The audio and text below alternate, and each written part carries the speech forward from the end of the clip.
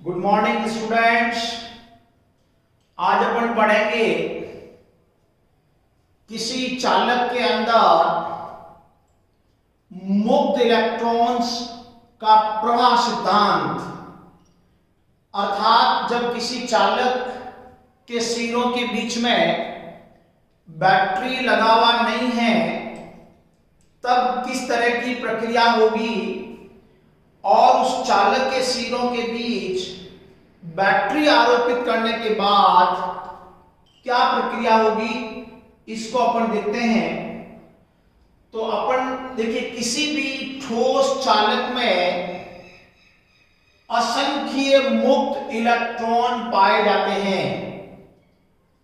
ये एक L लंबाई और A8 क्षेत्रफल का कोई ठोस चालक दिया हुआ है जिसमें असंख्य मुक्त इलेक्ट्रॉन हैं। बैटरी की अनुपस्थिति में ये मुक्त इलेक्ट्रॉन चालक के अंदर अनियमित दिशाओं में रैंडम यादृच्छिक गति करते हैं। ठीक उसी प्रकार से जैसे कि किसी पात्र या बर्तन में भरी गैस के अणु गति करते हैं। बैटरी की अनुपस्थिति में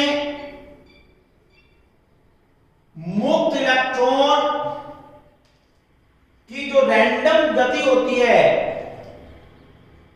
वो उच्च तापीय वेग Vt बराबर √3kT/m। K है बोल्ट्जमान स्थिरांक, m है उन इलेक्ट्रॉन का द्रव्यमान और T है ताप। तो सामान्य रूम टेम्परेचर पर ये जो इलेक्ट्रॉन है उस चालक के अंदर 10⁻⁶ मीटर प्रति सेकंड के साथ गति करते हैं, जिसको बोलते हैं अपन उच्च तापीय वेग। तथा बैटरी की अनुपस्थिति में इन सभी मुक्त इलेक्ट्रॉनों का औसत वेग 0 होगा। पहले इलेक्ट्रॉन, दूसरे इलेक्ट्रॉन, तीसरे इलेक्ट्रॉन और कुल मान लीजिए कैपिटल N मुक्त इलेक्ट्रॉन हैं, तो उन सभी इलेक्ट्रॉनों के औसत वेग का मान 0 होगा। अर्थात बैटरी की अनुपस्थिति में चालक के प्रत्येक काट क्षेत्रफल से गुजरने वाले नेट आवेश का मान 0 होता है। अर्थात इस काट क्षेत्रफल से राइट से लेफ्ट या लेफ्ट से राइट जाने वाले आवेश की मात्रा बराबर होगी। तो अपन ये कह सकते हैं कि बैटरी की अनुपस्थिति में चालक के अंदर प्रत्येक काट क्षेत्रफल से लेफ्ट से राइट गुजरने वाले आवेश की मात्रा एवं राइट से लेफ्ट गुजरने वाले आवेश की मात्रा के बराबर होती है। अतः नेट आवेश उस काट क्षेत्रफल से जो गुजरेगा वो 0 होगा बैटरी की अनुपस्थिति में। तब उस चालक में धारा का प्रवाह नहीं होगा। धारा का प्रवाह नहीं होगा मतलब इलेक्ट्रॉनों का औसत वेग भी 0 होगा। अब जब अपन उस चालक तार के सिरों के बीच V विभवांतर वाली एक बैटरी को आरोपित करते हैं तो उस चालक तार के अंदर प्रत्येक काट क्षेत्रफल पर प्रत्येक बिंदु पर समरूप विद्युत क्षेत्र कैपिटल E = V/L वोल्ट प्रति मीटर उत्पन्न हो जाता है। यही विद्युत क्षेत्र चालक के अंदर उन मुक्त इलेक्ट्रॉनों पर विद्युत बल F equal to E small multiple capital E उत्पन्न करता है। इस विद्युत बल की दिशा आरोपित विद्युत क्षेत्र के विपरीत होती है। विद्युत क्षेत्र अगर सीधे A से B की तरफ है तो इन मुक्त इलेक्ट्रॉनों पर विद्युत बल जो होगा वो B से A की तरफ होगा, और इसी विद्युत बल के कारण मुक्त इलेक्ट्रॉनों पर त्वरण उत्पन्न होता है। त्वरण equal to F E upon M, बल अपॉन द्रव्यमान, और बल का मान हो गया small E capital E upon M, जहां माइनस का चिन्ह ये बता रहा है कि मुक्त इलेक्ट्रॉनों पर इस विद्युत क्षेत्र की वजह से जो त्वरण उत्पन्न होगा वो विपरीत दिशा में होगा।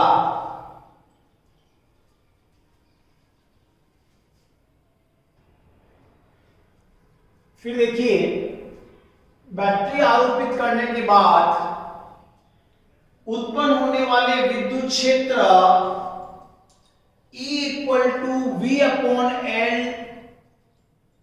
वोल्ट प्रति मीटर के कारण मुक्त इलेक्ट्रॉन में उत्पन्न त्वरण की वजह से वे मुक्त इलेक्ट्रॉन आरोपित विद्युत क्षेत्र के विपरीत दिशा में अल्प नियत वेग के साथ गति करते हैं। यही अल्प नियत वेग उन मुक्त इलेक्ट्रॉनों का अपवहन वेग कहलाता है। V औसत, सभी इलेक्ट्रॉनों का वेगों का औसत इक्वल टू A T औसत।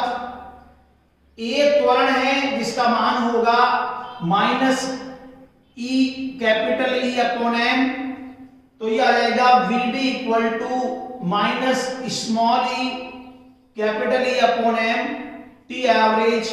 ये आपके पास में अपवहन वेग का मान आ गया है उन इलेक्ट्रॉनों के ऊपर, और इसी अपवहन वेग के कारण चालक के अंदर वे मुक्त इलेक्ट्रॉन निश्चित दिशा में प्रवाहित होते हैं बैटरी के धनात्मक सिरे की तरफ, और इन मुक्त इलेक्ट्रॉनों की निश्चित दिशा में गति होने के कारण ही उस चालक के अंदर विद्युत धारा का प्रवाह होगा।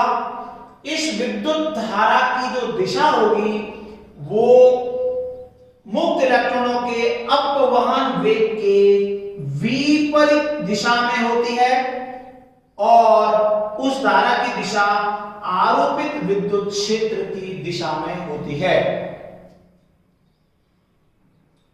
फिर अपन लेते हैं अपवहन वेग किसे कहते हैं, और अपवहन वेग के सूत्र का ये जो मान आपने लिया है इसका व्युत्पन्न अपन करते हैं। तो देखिए, जब किसी चालक के सिरों के बीच बैटरी को आरोपित करते हैं तो मुक्त इलेक्ट्रॉन्स आरोपित विद्युत क्षेत्र के विपरीत दिशा में अल्प नियत वेग, जिसका क्रम लगभग होता है 10⁻⁻⁴ मीटर प्रति सेकंड के साथ बैटरी के धनात्मक सिरे की तरफ गति करते हैं।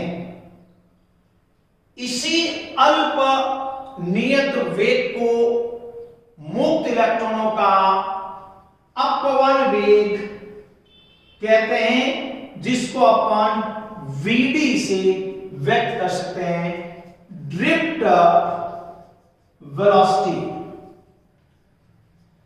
जैसे अपन ने इस चालक जिसकी लंबाई L है, इसका काट क्षेत्रफल A है, इसके सिरों के बीच आपने एक विभवांतर की बैटरी को लगाया, तो यहां उत्पन्न होने वाला विद्युत क्षेत्र की वजह से इन इलेक्ट्रॉनों पर विद्युत बल लगता है।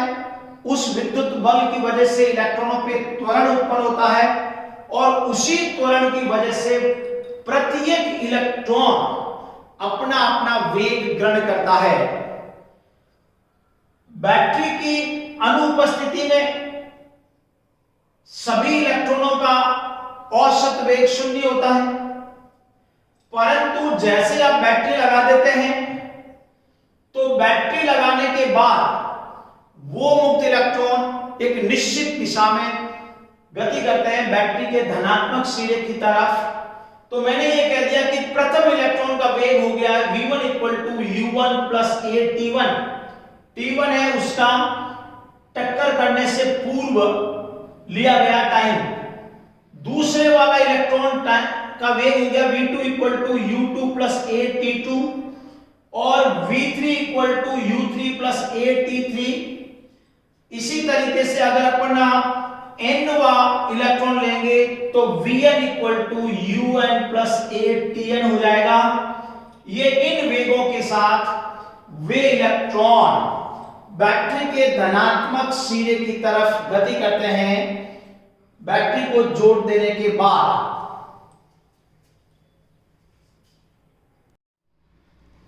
बैटरी को जोड़ने के बाद सभी मुक्त इलेक्ट्रॉन उस चालक के अंदर निश्चित दिशा में बैटरी के धनात्मक सिरे की तरफ अलग अलग वेगों के साथ गति करते हैं तथा प्रत्येक गतिशील इलेक्ट्रॉन के द्वारा उस चालक के अंदर विद्यमान धनायनों व परमाणुओं के साथ निरंतर टक्कर के बाद सभी मुक्त इलेक्ट्रॉन का वेग घट जाता है और वापस पुनः औसत वेग पर आ जाता है। यदि टक्कर से पूर्व प्रत्येक इलेक्ट्रॉन के वेग को हम क्रमशः v1 equal to u1 plus a t1 लेते हैं, ये पहले इलेक्ट्रॉन का वेग है और t1 है उसका टक्कर से पूर्व लिया गया समय। दूसरे इलेक्ट्रॉन का वेग v2 बराबर u2 प्लस a t2 है, ये उस दूसरे इलेक्ट्रॉन द्वारा अगली टक्कर से पूर्व लिया गया समय है। इसी प्रकार तीसरे इलेक्ट्रॉन का वेग v3 बराबर u3 plus a t3। nवे electron का वेग vn बराबर un प्लस a tn। तो ये उन सभी n मुक्त इलेक्ट्रॉनों का बैटरी जोड़ने के बाद निश्चित दिशा में वेग है और u1 u2 u3 un battery जोड़ने से पहले उन मुक्त इलेक्ट्रॉनों के वेग है और t1 t2 t3 और tn उन मुक्त इलेक्ट्रॉनों द्वारा प्रत्येक अगली टक्कर में लगे समयों की मान है। तो इन सभी वेगों को या समीकरणों को जोड़ने पर v1 plus v2 plus v3 plus dash dash vn बराबर आएगा u1 plus u2 plus u3 dash dash un plus a, यहां से कॉमन आने के बाद में t1 plus t2 plus t3 dash dash tn।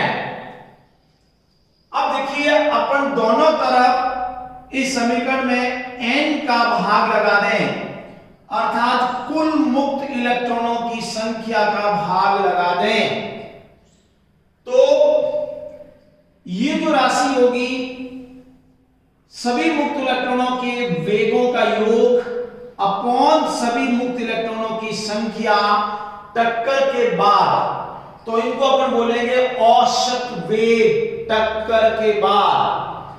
और टक्कर से पहले सभी मुक्त इलेक्ट्रॉनों के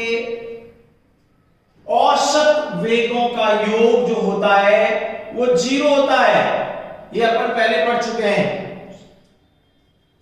और ए त्वरण है, ये उन सभी मुक्त इलेक्ट्रॉनों के द्वारा टक्कर के दौरान लगे समयों का औसत मान है, जिसको अपन टी एवरेज लेते हैं या इसको शांति काल कहते हैं, जिसकी परिभाषा अपन आगे लिखेंगे। अब टक्कर के बाद सभी मुक्त इलेक्ट्रॉनों का जो औसत वेग होगा उसको अपन अपवहन वेग वीडी कहते हैं। तो अपवहन वेग बराबर माइनस ए, त्वरण की जगह लिख दिया आपने small E multiply capital E upon M, जहां ये मुक्त इलेक्ट्रॉनों का त्वरण है जो विद्युत क्षेत्र कैपिटल ई की वजह से उत्पन्न हुआ है। और टी एवरेज ये उन मुक्त इलेक्ट्रॉनों का चालक के अंदर औसत वेग आ गया है। फिर से देखिए, विद्युत क्षेत्र की तीव्रता को अपन लिख सकते हैं विभवांतर अपॉन चालक की लंबाई।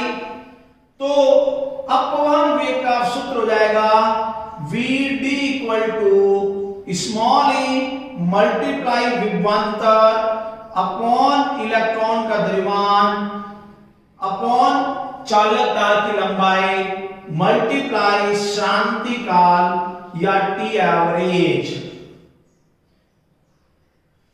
अब यहां पर देखिए एक इंपॉर्टेंट चीज है जो अपने दिमाग में कंफ्यूजन वाली है, उसको अपने नोट में लिखा है।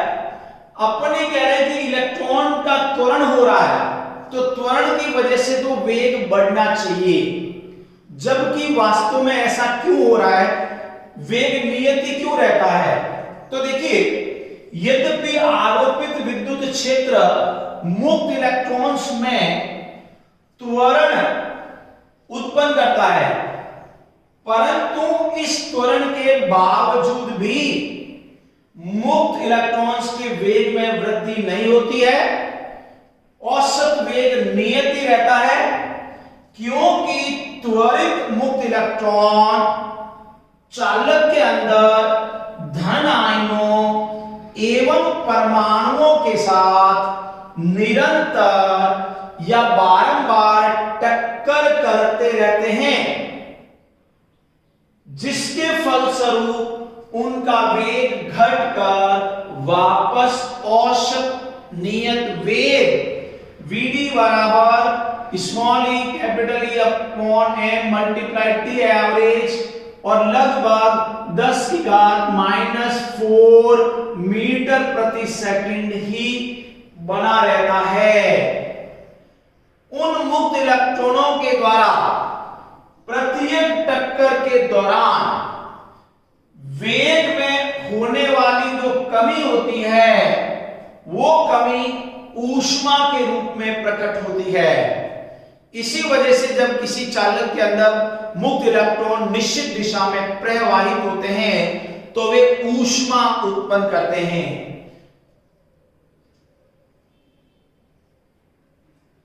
इससे आगे अपन पढ़ेंगे कि अपवहन वेग किन किन बातों पर निर्भर करता है। तो यहां से देखिए, आपके पास में अपवहन वेग का फॉर्मूला है। तो पहला अपन ये कहेंगे अपवहन वेग का मान आरोपित विद्युत क्षेत्र कैपिटल ई या उस चालक तार के सिरों के बीच विभवांतर V पर निर्भर करता है। जब अपन विद्युत क्षेत्र को बढ़ाएंगे तो विभवांतर ज्यादा होगा, तो अपवहन वेग ज्यादा होगा, क्योंकि विद्युत क्षेत्र ज्यादा होगा तो मुक्त इलेक्ट्रॉनों पर बल ज्यादा लगेगा, बल ज्यादा लगेगा तो उसको ज्यादा वेग से खींचेंगे। अतः अपवहन वेग जो है वो समानुपाती होगा आरोपित विद्युत क्षेत्र की तीव्रता के। दूसरा, अपवहन वेग का मान धातु की प्रकृति अर्थात उस धातु के अंदर कुल मुक्त इलेक्ट्रॉनों की संख्या पर भी निर्भर करता है। जब धातु के अंदर मुक्त इलेक्ट्रॉनों की संख्या ज्यादा होगी तो उन मुक्त इलेक्ट्रॉनों को चलने में रुकावट या बाधा ज्यादा अनुभव आएगी, मतलब उनका जो शांति काल है उसके अकॉर्डिंग अपन ये कहेंगे वो कम हो जाएगा। श्रांति काल कम हो जाएगा तो अपन में कम हो जाएगा, अर्थात जैसे n ज्यादा होगा तो अपवन वेग कम हो जाएगा, मतलब उनकी चलने की स्पीड वो कम हो जाएगी। तीसरा बिंदु, अपवन वेग का मान चालक के ताप पर भी निर्भर करता है। ताप बढ़ेगा तो उन मुक्त इलेक्ट्रॉनों के द्वारा टक्करें शीघ्रता से होगी। टक्करें जब शीघ्रता से होगी तो शांति काल का मान कम हो जाएगा। शांति काल कम होने से उनका अपवन वेग है उसका मान घट जाता है। अतः अपवन वेग श्रांति काल के समानुपाती होता है। इसे आगे अपन ले रहे हैं, श्रांति काल किसे कहते हैं या श्रांति काल क्या होता है। तो देखिए, जब इलेक्ट्रॉन किसी चालक के अंदर निश्चित दिशा में गति करते हैं तो वो गतिशील इलेक्ट्रॉन उस चालक के अंदर धनायनों परमाणुओं के साथ निरंतर टक्कर करते रहते हैं। तो उन मुक्त इलेक्ट्रॉनों के द्वारा दो क्रमागत टक्करों के दौरान लगने वाले समयों के औसत मान या माध्य मान को श्रांति काल कहते हैं।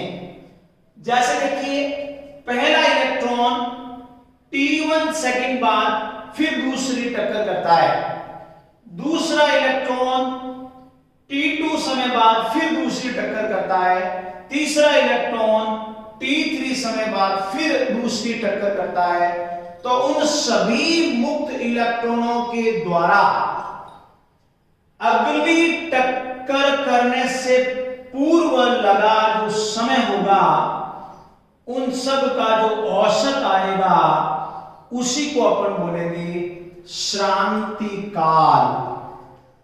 सेकंड, श्रांति काल का मान चालक के ताप पर निर्भर करता है। जब चालक का ताप अधिक होगा तो मुक्त इलेक्ट्रॉनों की धनायन और परमाणु के साथ टक्करें शीघ्रता से होगी, जल्दी जल्दी होगी, टक्करों की आवृत्ति बढ़ जाएगी, जिससे टक्करों में लगा समय कम हो जाएगा और समय कम होने से श्रांति काल का मान घट जाएगा। अतः ताप बढ़ने से चालकों में श्रांति काल घट जाता है और श्रांति काल घटने से अपवन वेग का मान भी कम हो जाता है। इसी प्रकार श्रांति काल का मान चालक में मुक्त इलेक्ट्रॉनों की संख्या पर भी निर्भर करता है। जब मुक्त इलेक्ट्रॉनों की संख्या ज्यादा होगी तो वो मुक्त इलेक्ट्रॉन्स कम दूरी तय करके कम समय में ही अगली टक्कर कर लेते हैं। इस प्रकार मुक्त इलेक्ट्रॉन जब ज्यादा होंगे तो श्रांति काल का मान कम होगा और उन इलेक्ट्रॉनों का मुक्त माध्य पथ भी कम होगा। अतः मुक्त इलेक्ट्रॉनों की संख्या बढ़ने से श्रांति काल का मान घट जाता है। इससे आगे अपन ले रहे हैं आवेश वाहकों की गतिशीलता, मोबिलिटी से क्या मतलब होता है। देखिए, जब अपन किसी चालक के शीलों के बीच बैटरी आरोपित करते हैं तो उस चालक के अंदर प्रत्येक बिंदु पर विद्युत क्षेत्र कैपिटल E उत्पन्न होता है और वो इलेक्ट्रॉन एक अपवहन वेग को प्राप्त करते हैं। अतः एकांक परिमाण के विद्युत क्षेत्र के कारण उन धारावाहकों में या मुक्त इलेक्ट्रॉनों में उत्पन्न होने वाले अपवहन वेग के मान को गतिशीलता या मोबिलिटी कहते हैं। यदि विद्युत क्षेत्र E लगाने पर अपवहन वेग Vd उत्पन्न होता है तो गतिशीलता का मान होगा म्यू बराबर Vd अपॉन E, क्योंकि एकांक विद्युत क्षेत्र के कारण उत्पन्न अपवहन वेग। यदि अपन कम विद्युत क्षेत्र लगाते हैं और ज्यादा अपवहन वेग उत्पन्न हो जाता है, इसका मतलब उन आवेशवाहकों की मोबिलिटी या गतिशीलता अधिक होगी। अतः जो कण हल्के होते हैं, जो आवेशित कण हल्के होते हैं, उनके अंदर गतिशीलता ज्यादा आएगी। अतः गतिशीलता का मान आवेशित कणों के द्रव्यमान पर भी निर्भर करता है। हल्के कणों की गतिशीलता ज्यादा होगी, भारी कणों की गतिशीलता कम होगी। प्रोटॉन जो है वो इलेक्ट्रॉन की तुलना में भारी होते हैं, अतः इलेक्ट्रॉन की गतिशीलता प्रोटॉनों की गतिशीलता से ज्यादा होती है। म्यू इलेक्ट्रॉन ज्यादा होगा म्यू प्रोटॉन। फिर अपन आगे लेते हैं गतिशीलता का मात्रक।